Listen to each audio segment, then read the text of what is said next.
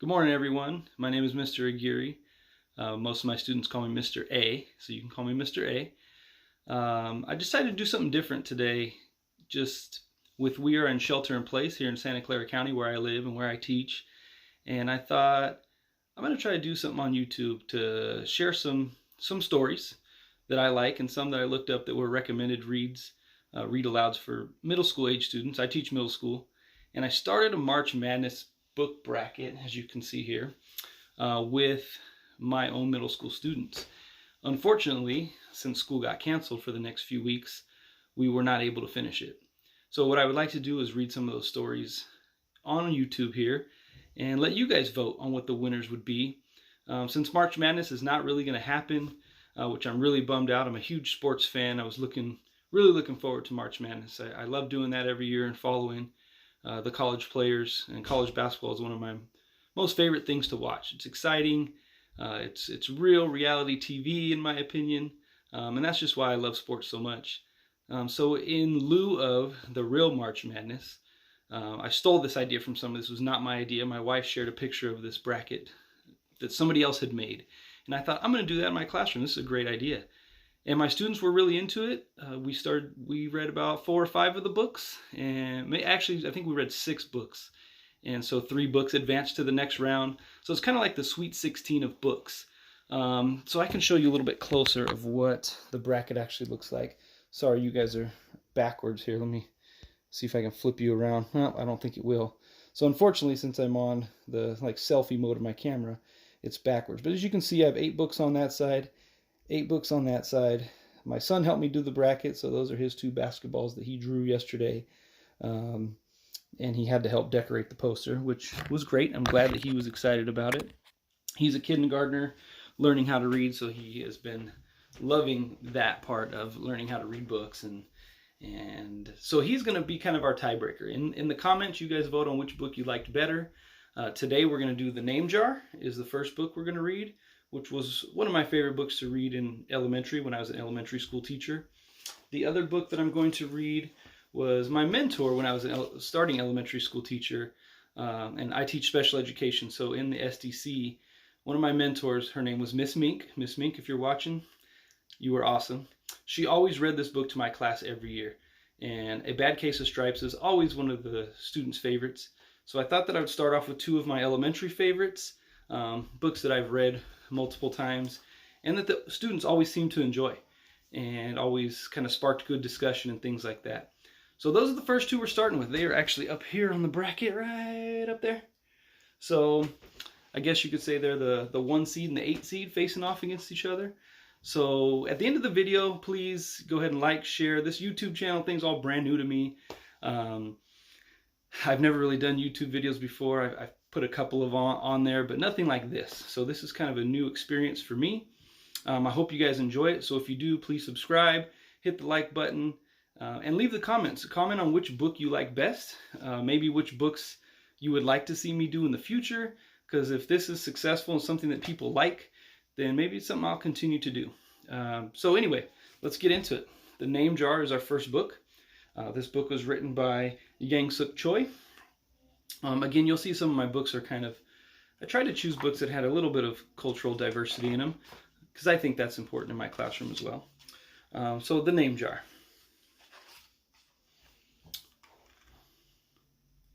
Through the school bus window, Yoonhye looked out at the strange buildings and houses on the way to her new school. It was her first day, and she was both nervous and excited.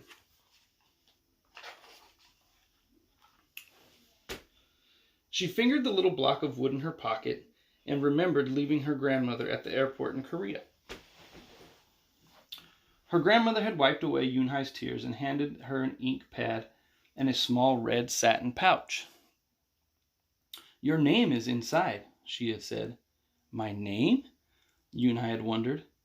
Again, she took out the red pouch to look at the wooden block with her name carved in it. As she ran her fingers along the grooves and ridges of the Korean characters, she pictured her grandmother's smile.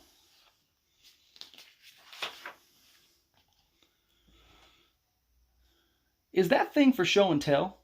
a boy asked Yoonhye, surprising her. Yoonhye looked up as more kids leaned over. No, it's mine, Yunhai answered, quickly putting the pouch back in her pocket. Are you new here? What's your name? A girl asked. Yunhai, said Yunhai. Uni? The girl asked, scrunching up her face. Uni, some kids chanted. No, Yunhai corrected. It's spelled Unhei. It's pronounced Yun-hai. Oh, it's Yuhei, the boy said. Like you, hey. What about hey you? Just then, the bus pulled up to the school and the doors opened. Yunhai hurried to get off. Yuhei, bye-bye, the kids yelled as she left. Yunhai felt herself blush.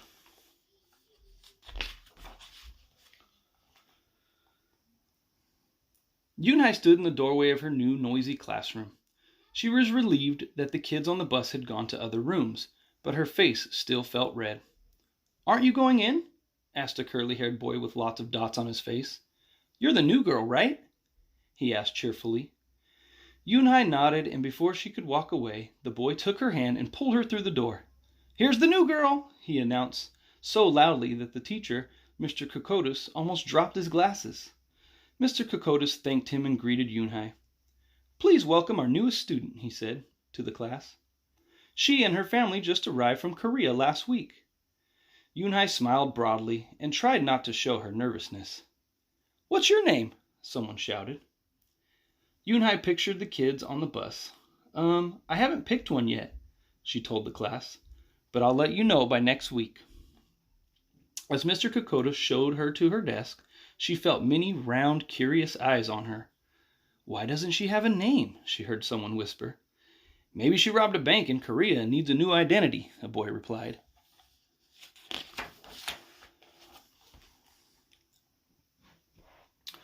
On the bus home, nobody teased her, but Yunhai kept thinking about her name. How was school, Yunhai?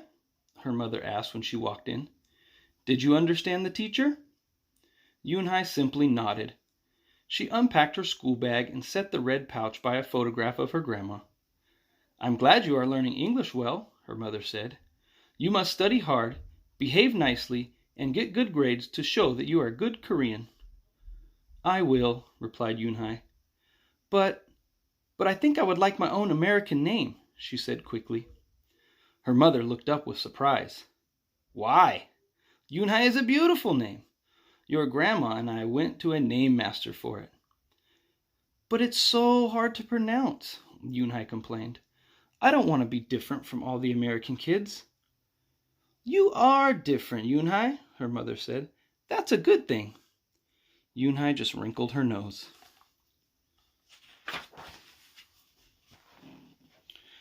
Later that day, Yunhai and her mother went grocery shopping in their new neighborhood. They passed Fadil's Falafel, Tony's Pizza, and Dot's Deli. A big graffiti-painted garbage truck roared like a lion as it took off down the street. Nothing sounded or looked familiar, until they got to Kim's Market. The sign was both in English and Korean. Her mother picked up cabbage to make kimchi, Korean-style spicy pickled cabbage, and other vegetables and meat. She also found some seaweed, Yunhai's favorite, for soup. It made Yunhai smile. Just because we've moved to America, her mother said, doesn't mean we stop eating Korean food.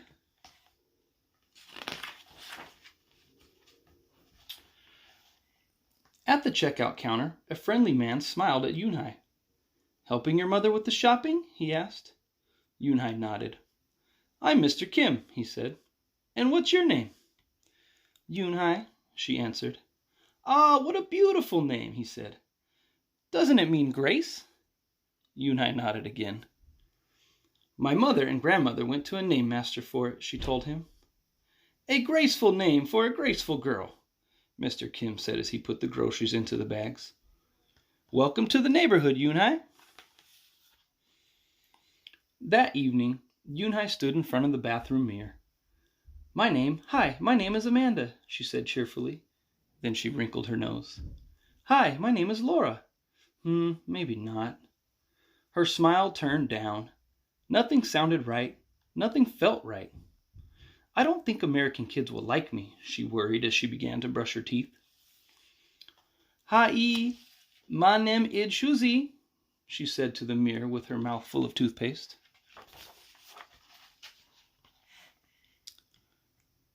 Oops. The next morning, when Yunhai arrived at school, she found a glass jar on her desk with some pieces of paper in it. Yunhai took one out and read it aloud. Daisy. That's my baby sister's nickname, but she said you can use it if you want, said Cindy, who sat next to her. Yunhai took out the rest of the papers. Tamala, she read. I got it from a storybook, said Nate. She was smart and brave. Yunhai nodded and unfolded another piece. Wednesday. Yeah, you came here on Wednesday, said Ralph. Thank you for your help. A smile spread over Yunhai's face.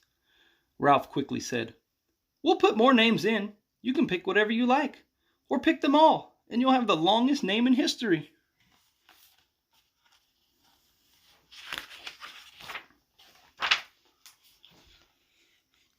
At 3 o'clock, the bell rang for the end of the school day. Yunhai looked out the window and saw it was sprinkling. It's the same rain, she thought, but in a different place. She watched other kids leaving in groups. Hey! A familiar voice called out to her. Yunhai turned around to see the curly-haired boy again. I'm Joey, he said. And you? Don't you have any name? Yunhai thought for a moment. Well, I can show you, she said, and she took out the small red pouch. She pressed the wooden block on the ink pad, then stamped it on a piece of paper. This is my name stamp, she said. My grandma gave it to me. In Korea, I can use it as a signature when I open a bank account or write a letter. And whenever I miss my grandma, I use it to fill a piece of paper. Want to try it? She offered the stamp to Joey, and he carefully inked the stamp and pressed it hard on the paper. The red characters gleamed against the whiteness. Wow, that's beautiful, Joey said. Can I keep the paper? Sure, Yunhai said, and then the two of them shared her umbrella as they walked to the school bus.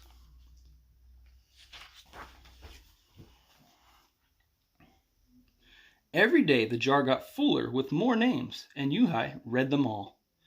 She found a few names she liked, Miranda, Stella, Avery. They sounded interesting. I hope you choose the name I put in, Marco told her at snack time. I've put in 3 more, said Ralph. Madison, Park, and Lex. They're my favorite street names. Maybe you should close your eyes and draw a name, Rosie suggested. Ralph frowned. That's silly. What if she doesn't like the name she draws? Well, we didn't get to choose our names when we were born, did we? Rosie argued. Everyone thought about this.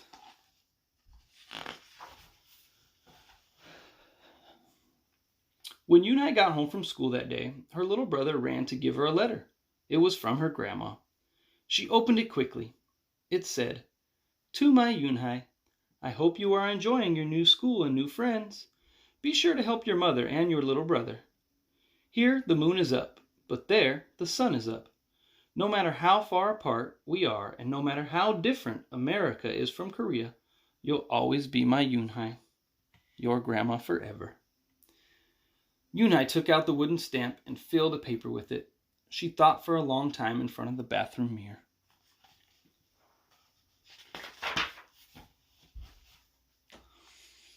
On Saturday, Yunhai walked to Mr. Kim's store. Mr. Kim was helping a customer, but he looked up and greeted her. Hi, Yunhai. Hello, Mr. Kim, Yunhai replied.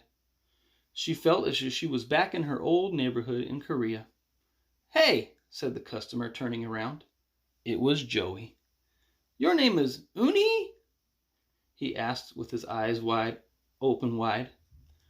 Yunhai looked quickly at Mr. Kim, then turned to Joey. She nodded slowly.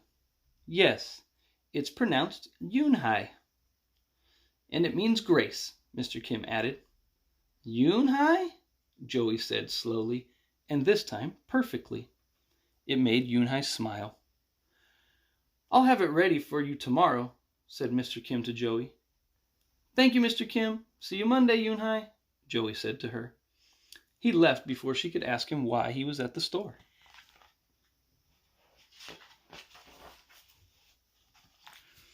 On Monday, Yunhai came to class early to look at the names one last time. But the jar wasn't on her desk. Instead, there was just a single piece of paper with a name on it. Yunhai slipped it into her pocket. "Where's your jar?"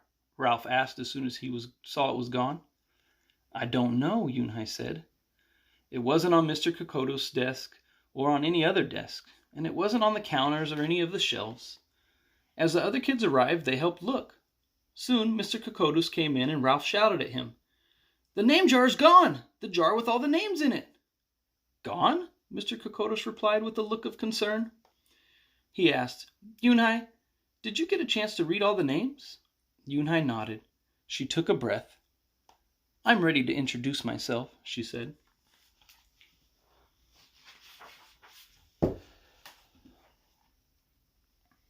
Yunhai wrote her name in both English and Korean on the chalkboard. "I like the beautiful names and funny names you thought of for me," she told the class, "but I realized that I liked my name the best. So I chose it again. Korean names mean something. Yunhai means grace." "Grace! Grace in high!" shouted Ralph. Everyone tried to say it. "Yunhei! Yunyi! Yunhei!" Yunhai said her name again slowly and clearly. Soon the kids began to say it better, even Mr. Kokotos. They applauded Yunhai's choice. "I was named after a flower," Rosie whispered to Yunhai. "Lots of American names have meaning too," Mr. Kokotos reminded everyone. When the class was dismissed, Yunhai heard her new friend say goodbye. "Bye, Yunhai. See you tomorrow. Goodbye, Yunhai." Yunhai said goodbye and then looked around for Joey, but he was already gone.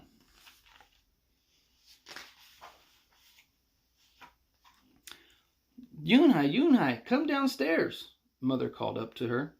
"Your friend is here." Yunhai rushed down to see who she meant. There stood Joey, and in his arms was the name jar. "Where did you find it?" asked Yunhai breathlessly. Joey looked embarrassed. Well, I took it, but only because I wanted you to keep your own name, and you did." He reached in and pulled out the names. "Do you want to keep them?" he asked. "Thank you. I'll keep them as a souvenir," Yunhai said happily. Then she pulled out a piece of paper from her pocket. "Do you want this back?" Joey grinned. "You can keep it. I'll return the name jar to the class. Maybe you could put some Korean nicknames in it for us. Names with good meanings."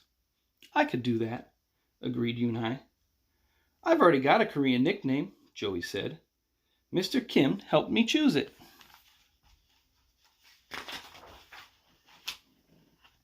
Carefully, he pulled out a small silver felt pouch from his pocket. Then he took out a dark wooden stamp with a beautiful Korean characters carved sharply into it. He pressed it into the ink pad and then on the piece of paper next to her name. "Chinku," read Yunhai. "That means friend." And Chinku smiled back. All right, that's the end of the name jar. So remember, in the comments, you got to let me know which book you like better. So the name jar or the next book we're going to read is A Bad Case of Stripes.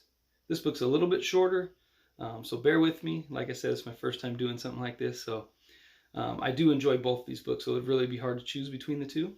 But A Bad Case of Stripes is our next book, and this was written by David Shannon. A Bad Case of Stripes. Camilla Cream loved lima beans, but she never ate them. All of her friends hated lima beans, and she wanted to fit in. Camilla was always worried about what other people thought of her. Today, she was fretting even more than usual. It was the first day of school, and she couldn't decide on what to wear.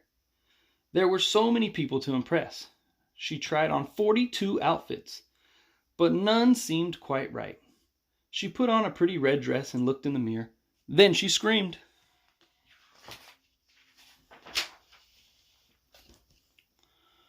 Her mother ran into the room, and she screamed too. "Oh, my heavens!" she cried. "You're completely covered with stripes." This was certainly true. Camilla was striped from head to toe. She looked like a rainbow. Mrs. Cream felt Camilla's forehead. "Do you feel all right?" she asked. "I feel fine," Camilla answered. "But just look at me." "You get back in bed this instant," her mother ordered. "You're not going to school today." Camilla was relieved.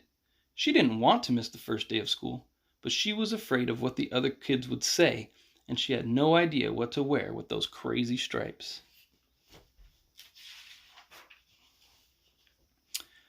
That afternoon, Dr. Bumble came in to examine Camilla. "Most extraordinary," he exclaimed. "I've never seen anything like it. Are you having any coughing, sneezing, runny nose, aches, pains, chills, hot flashes, dizziness, drowsiness, shortness of breath, or uncontrollable twitching?" "No," Camilla told him. "I feel fine." "Well then," Dr. Bumble said, turning to Mrs. Cream, "I don't see any reason why she shouldn't go to school tomorrow. Here's some ointment that should help clear up those stripes in a few days. If it doesn't, you know where to reach me." And off he went.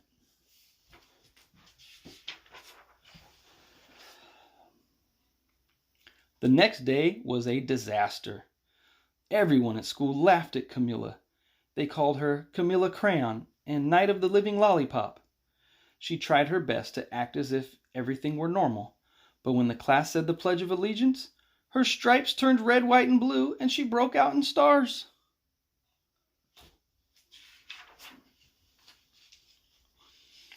The other kids thought this was great. One yelled out, "Let's see some purple polka dots." Sure enough, Camilla turned all purple polka dotty. Someone else shouted, "Checkerboard!" and the pattern of squares covered her skin. Soon everyone was calling out different shapes and colors, and poor Camilla was changing faster than you could change channels on a TV.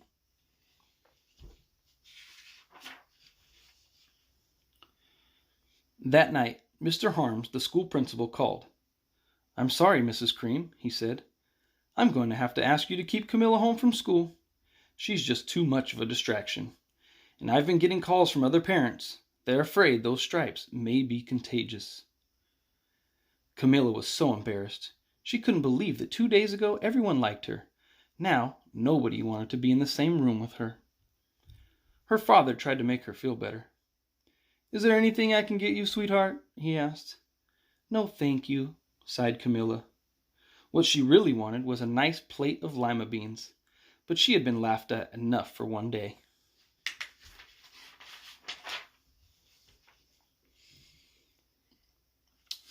Well, yes, I see," Dr. Bumble mumbled when Mr. Cream phoned the next day. "I think I'd better bring in the specialist. We'll be right over." About an hour later, Dr. Bumble arrived with 4 people in long white coats. He introduced them to the Creams. "This is Dr. Grop, Dr. Sponge, Dr. Cricket, and Dr. Young." Then the specialist went to work on Camilla. They squeezed and jabbed, tapped and tested. It was very uncomfortable. "Well, it's not the mumps," concluded Dr. Grop. "Or the measles," said Dr. Sponge. "Definitely not the chicken pox," put in Dr. Cricket. "Or sunburn," said Dr. Young.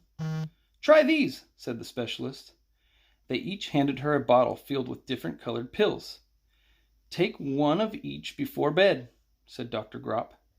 Then they filed out the door, followed by Dr. Bumble.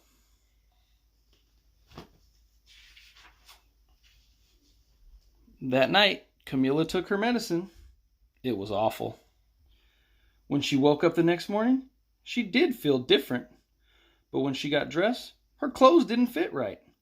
She looked in the mirror, and there, staring back at her, was a giant multicolored pill with her face on it.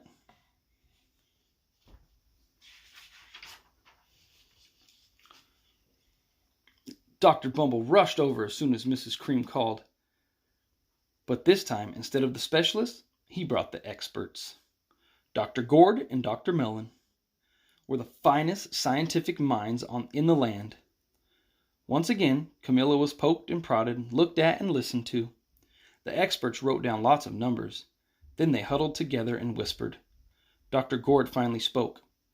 "It might be a virus," he announced with authority. Suddenly, fuzzy little virus balls appeared all over Camilla. "Or possibly some form of bacteria," said Mr. Mellon. Out popped squiggly little bacteria tails. "Or it could be a fungus," added Dr. Gourd. Instantly, Camilla was covered with different colored fungus blotches. The experts looked at Camilla, looked at each other. "We need to go over these numbers and get back in the lab," Dr. Gord explained. "We'll call you when we know something." But the experts didn't have a clue, much less a cure.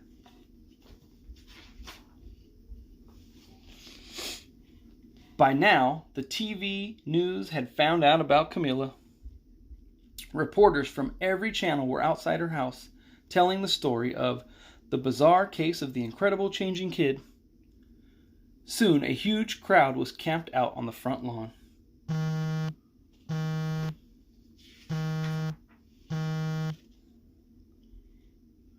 The Creams were swamped with all kinds of remedies from psychologists, allergists, herbalists, nutritionists, psychics, an old medicine man, a guru, and even a veterinarian. Each so-called cure only added to poor Camilla's strange appearance until it was hard to even recognize her. She sprouted roots and berries and crystals and feathers and a long furry tail, but nothing worked.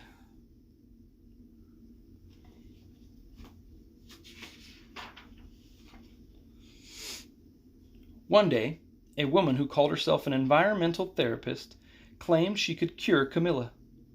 "Close your eyes," she said. "Breathe deeply and become one with your room." "I wish you hadn't said that," Camilla groaned. Slowly, she started to melt into the walls of her room. Her bed became her mouth. Her nose was a dresser, and 2 paintings were her eyes. The therapist screamed and ran from the house. "What are we going to do?" cried Mrs. Cream. "It just keeps getting worse and worse." She began to sob. At that moment, Mr. Cream heard a quiet little knock at the front door. He opened it, and there stood an old woman who was just as plump and sweet as a strawberry. "Excuse me," she said brightly, "but I think I can help."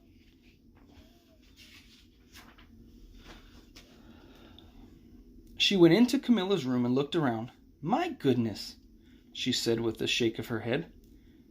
"What we have here is a bad case of stripes, one of the worst I've ever seen." She pulled a container of small green beans from her bag. "Here," she said. "These might do the trick." "Are those magic beans?" asked Mrs. Cream. "Oh my, no," replied the kind old woman. "There's no such thing. These are just plain old lima beans. I'll bet you'd like some, wouldn't you?" she asked Camilla. Camilla wanted a big, heaping plateful of lima beans more than just about anything, but she was still afraid to admit it. "Yuck," she said. "No one likes lima beans, especially not me." "Oh dear," the old woman said sadly. "I guess I was wrong about you." She put the beans back in her bag and started toward the door. Camilla watched the old woman walk away. Those beans would taste so good, and being laughed at for eating them was nothing compared to what she'd been going through. She finally couldn't stand it. "Wait!" she cried. "The truth is, I really love lima beans." "I thought so," the old woman said with a smile. She took a handful of beans and popped them into Camilla's mouth. "Mmm," said Camilla. Suddenly, the branches, feathers, and squiggly tails began to disappear. Then the whole room swirled around, and when it stopped, there stood Camilla, and everything was back to normal. "I'm cured!" she shouted. "Yes," said the old woman. "I knew the real you was in there somewhere." She patted Camilla on the head, then she went outside and vanished into the crowd. Afterward, Camilla wasn't quite the same. Some of the kids at school said she was weird, but she didn't care a bit. She ate all the lima beans she wanted, and she never even had a touch of stripes again. All right, so that's going to conclude this video, but I really need you to vote. Go in the comments and let me know of your choice to move on to the next round, because remember, we're doing it bracket style.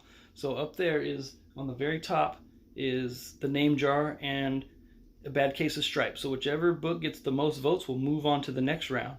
And then tomorrow we'll read the next 2 books below. or we'll go on the other side of the bracket. I'm not really sure how I'm going to do it yet. So we have the name jar and a bad case of stripes. So please, in the comments, vote and let me know which book you chose as the winner today. And hopefully I'll be posting these daily for the rest of the month of March. I'm not really sure. Happy St. Patrick's Day to all. I got green on both of my covers here. There's green. I'm wearing my A's green today because it is St. Patrick's Day. But please go in the comments and vote. Again, if you like the video, like it, subscribe to my channel even. I think that's how it works. But anyway, again, I'm Mr. Aguirre, or my students call me, most of them call me Mr. A.